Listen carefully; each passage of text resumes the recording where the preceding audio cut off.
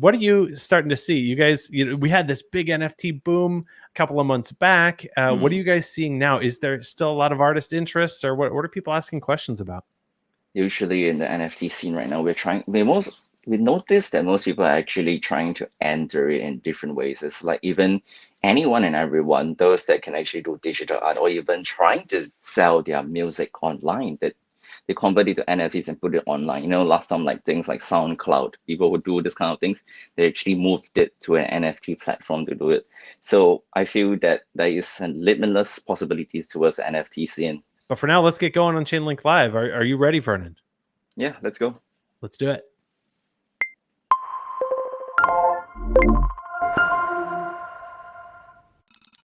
Welcome to Chainlink Live. My name is Andy Boyan. I'm with Chainlink Labs, and today I'm here with Vernon from ByteNext. And let's get right into it. Vernon, what is ByteNext? What are you guys all about, and what makes you unique? Hey, good day, everyone. I'm Vernon. I'm the CEO of ByteNext, as introduced.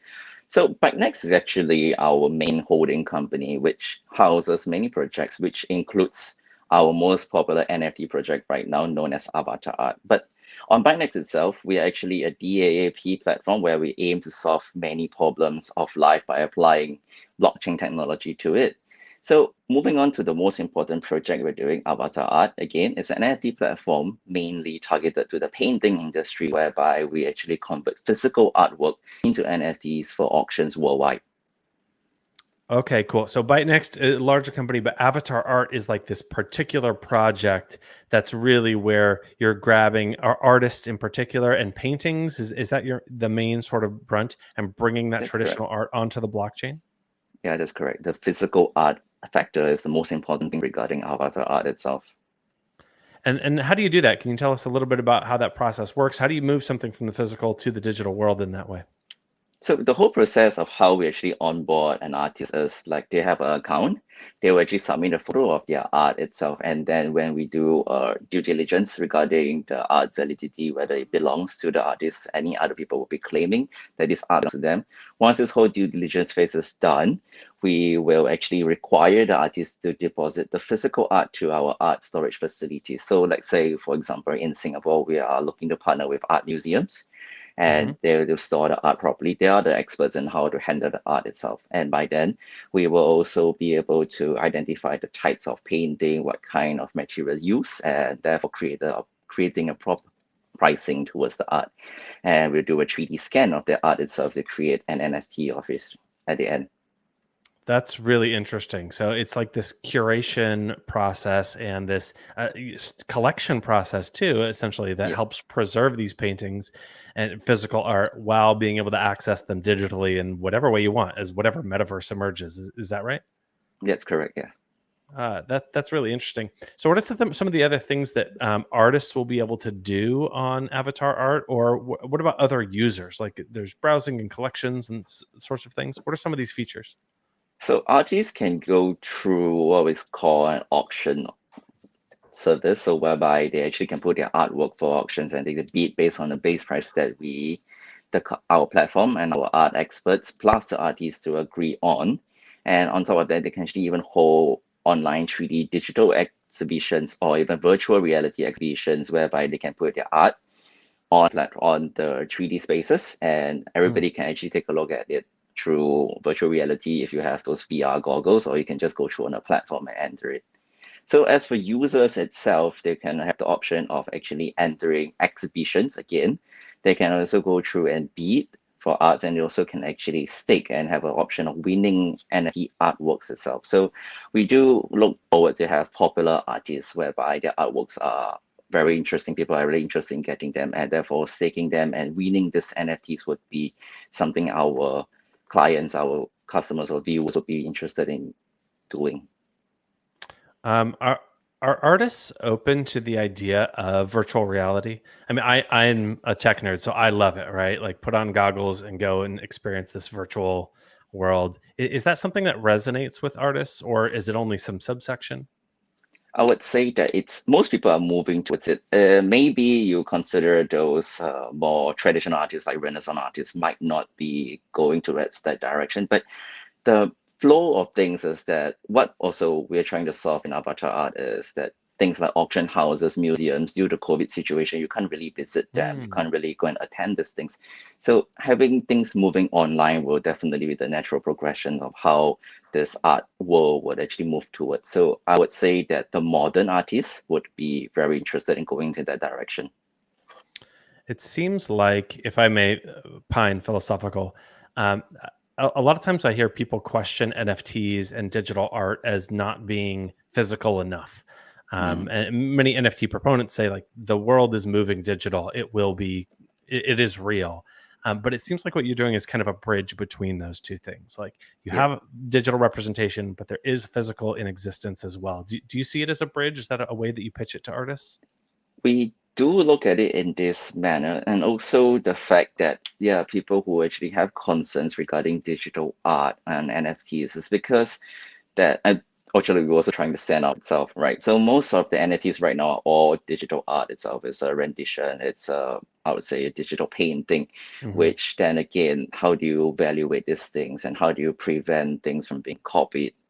Like, memes, they are sold at ridiculous prices, but yet who actually really owns them? However, when we look at having a physical art itself, there is a physical representation, and there is one and one only. So it's a one of a kind thing, and therefore pricing it's a bit more realistic in that sense. And there is, how to say, a true sense of ownership in what we believe.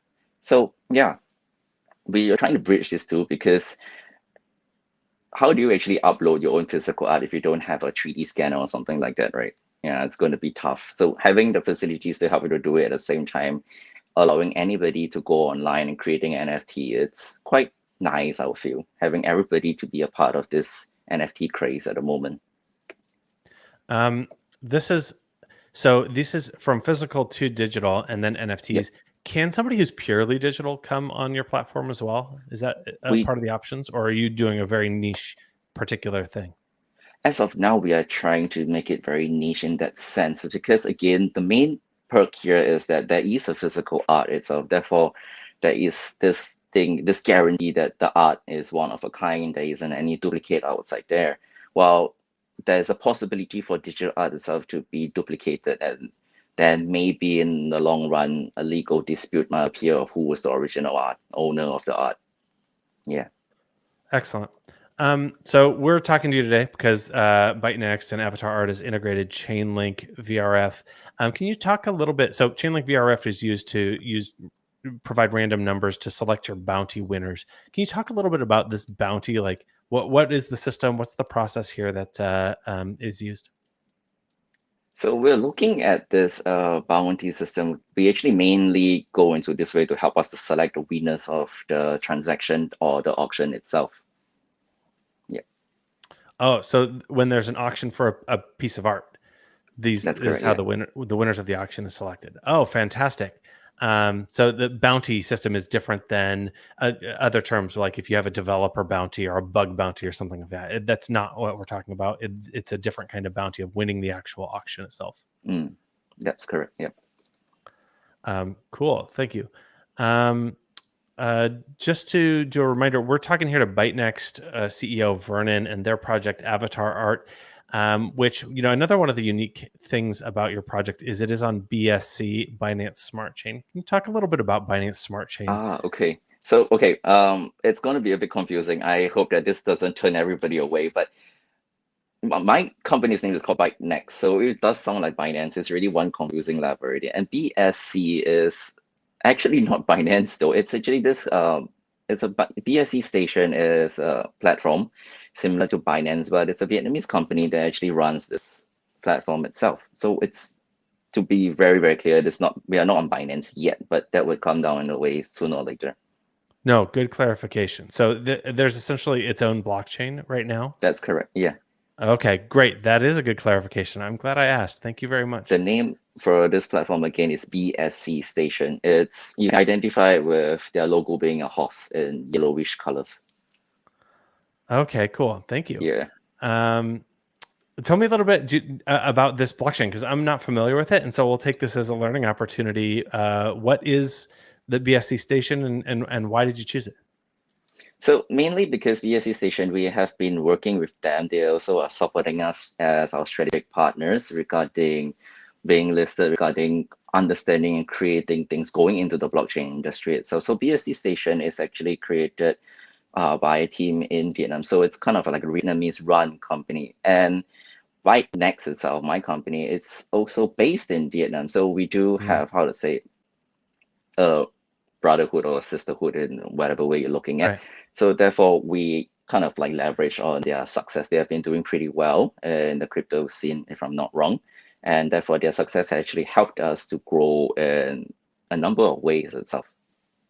Cool. And so, how are NFTs different than? So, I feel like a lot of people are familiar with NFTs on EVM platforms like Ethereum, Binance Smart Chain, Avalanche, these sorts of things. Are NFTs different, or is it the same fundamental idea token?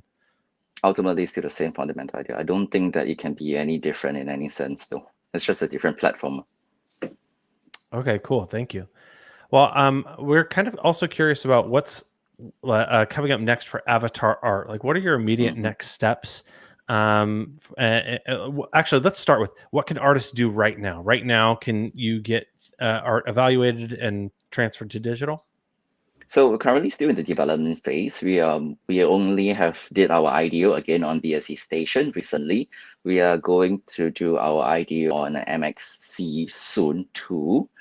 And as for the platform itself, again, it's on development phase. We're looking to actually complete the development phase in the next few months. Our timeline is actually to complete the whole platform, at least the phase one of the platform, whereby the artist can upload again and transactions can take place by the end of this year. But from our progress, it seems that we'll be able to do it slightly faster. Now, the main thing we're looking into is the partnerships in the country, whereby again we need to do storage. We need to have people to help us to vet the art, because we are the crypto experts. We are not the art experts itself. So we're getting the art experts to join us, getting legal team to join us in this platform. So these are the things that we're looking into in the coming months. And again, we're also looking for artists. So anybody on the platform, anyone of the audience right now might be an artist. You think that your art is nice. We don't judge. Again, it has to be a physical artwork itself. So do let us know. Are you beginning in Vietnam for the due diligence and for the art storage and collection, or is it global in We nature? will start in Vietnam and in Singapore, because I'm here in Singapore itself, and we already have done some legwork. So we're already building some connections here, and also my main team again is in Vietnam, so that's another connection layer. As for other countries, it will come along the way when we reach out to the relevant key opinion leaders. That's what we call them in Vietnam, or Hmm. we call them like influencers, I guess. Hmm. Yeah.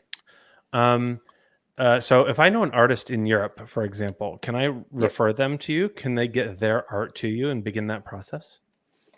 Yes, actually that's possible, but again, then it would be based on where is our nearest art facility. So the whole process itself, whereby they will have to ship the art and it would be tagged. We are working out the legality on it. So in case, and also sorry, we also need to put out insurance in case this physical Hmm. art do get lost somewhere in transit. Things do happen. We are now in the phase where everybody buys things online and things do go missing. So we have Right. to prevent and prepare for this kind of situations too. Um, is there a cost to the artist, or is that shared by? How does that work? Okay, so the current method that we're looking into is that the artist will go online itself, and there will be a minimum fee where they will pay through BNU, which is our token. Hmm. And ultimately, we are looking to actually only deducting the payment once the art is finally sold itself. So things like paying the due diligence with the legal team, things like paying the art storage facilities, and then also for us to get our commission through the whole platform and selling, it will all be done after the auction is done, after the transaction has taken place. It's almost like a staking mechanism, right? To have somebody Yeah, with actual stake in the platform and the art itself. That's a really interesting model yeah. as well. Um, cool. I'm thinking about this now. It's a really interesting platform and way you guys are doing it.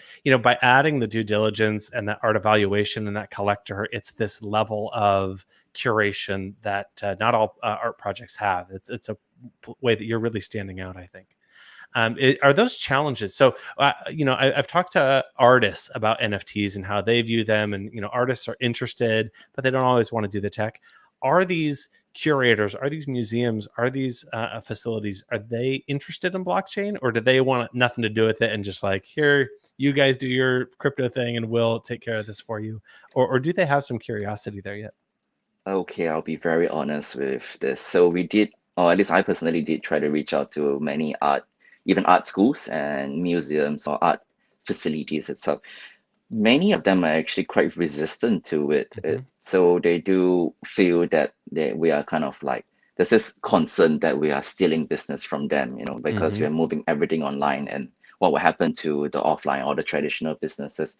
However, I would say that it also depends on the generation that we're working with. Those that are a bit more tech savvy, we do have museums again, we do have them and art experts that are actually very welcoming to the idea, or they have been trying to enter the NFT scene, but they did not really know how to. So they know their art very well, but they don't really know the tech side. So that's where we come in and we do a proper collaboration and work well together in that sense. So we do face some resistance, but I would say that it's out of 100%, the resistance is about maybe 10 or 20% only. So it's a bit lower end.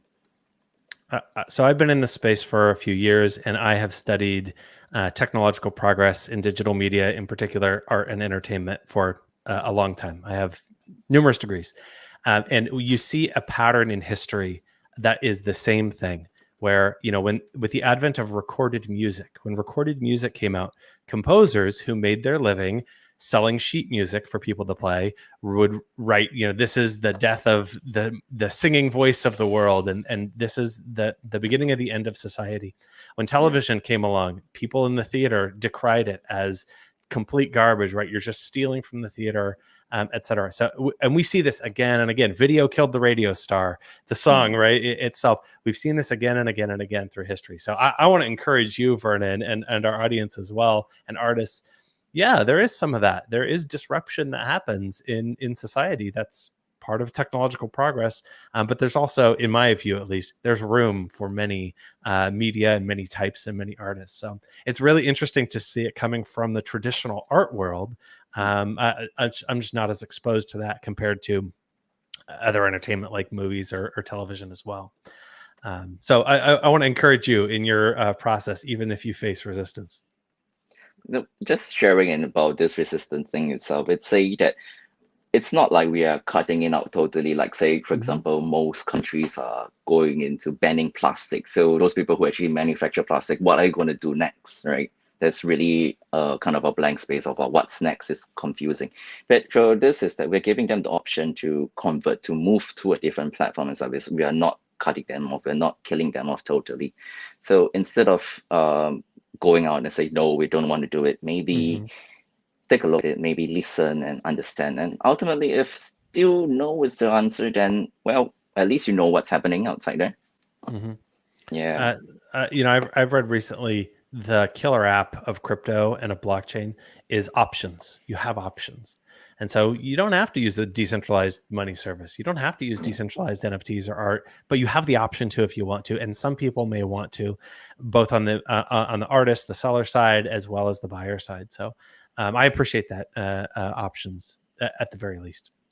Mm. Well, hey, Having options is before we important. finish, we're running a little bit towards the end. What's on your roadmap? Like, what do we see next? We've got some areas where we're going to have some due diligence and some collection. What do you guys see as a longer term? Like, what's your goal here with Avatar Art and with ByteNext? So the most important thing for us would be the art scene itself. We want to understand it further. We need to actually make this whole thing global itself. We will go through Asia because that's where we are from. We have the network, which is easier. Hmm. But it's very important to bring this global. We look at the important artworks itself, like those European countries, like in France. Those artworks are the ones that need to be protected, need to be secured in a long-term sense for the future generations. Again, other than the fact that we are a online platform, we are a digital platform or NFT platform for say, we want to actually protect this traditional art itself. We want to keep this alive. We don't want everything to only become digital. Painting itself, pencil art, or whatever physical art that you can think of, these kind of things may or may not be dying out, but we don't want this to end. We want to keep these things for the future. And who says in the future also, we are not sure what other arts we're looking for.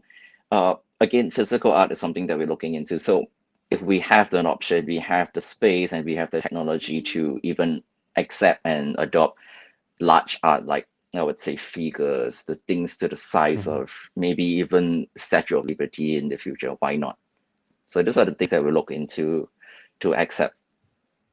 I love this idea. You know, the idea of preserving history and preserving culture, yet also making it accessible, and you know, a part of the marketplace, so that artists and curators and the industry can benefit at the same time. So I wish you absolute luck on this journey. It's an ambitious roadmap and very cool to see as well. Well, Vernon, I really appreciate your time today. I want to encourage the viewers, go ahead and check out the ByteNext communities. Everything is down below in the YouTube description. Are you guys more Telegram based? We are actually more active on Telegram itself, but we do have our Medium, so you can read up what has been happening. But the most updated information will all be on our Telegram. Awesome. Well, you can find all that information down below. There's links everywhere. So join those communities and follow this really interesting project. Vernon, thank you so much for being here with me today. Hey, thank you very much for having me. Yeah. To the audience, I want to encourage you, not only do you join their communities, but also join the Chainlink communities. Again, down below, everything's in the description. Follow the Twitter for all the recent announcements. Join the Telegram. Many international communities growing around Chainlink communities too. So find the language that fits your brain the best and join it and be a part of what we're doing. And also, hey, do me a favor, like and subscribe this video, share it to the artists in your life, and follow me for more Chainlink Live. We're doing another one of these tomorrow with a project called Moon Farm. It's at 9 a.m. Eastern time. So be sure to follow that and take a look at what else we have going on. Just as a reminder, at some point, we're going to be doing some swag stuff. So, you know, stay tuned. Hey, all right. That's it for me. Thank you, everybody. My name's Andy Boyan. Thanks again, Vernon. We'll see you guys next time on Chainlink Live. Bye.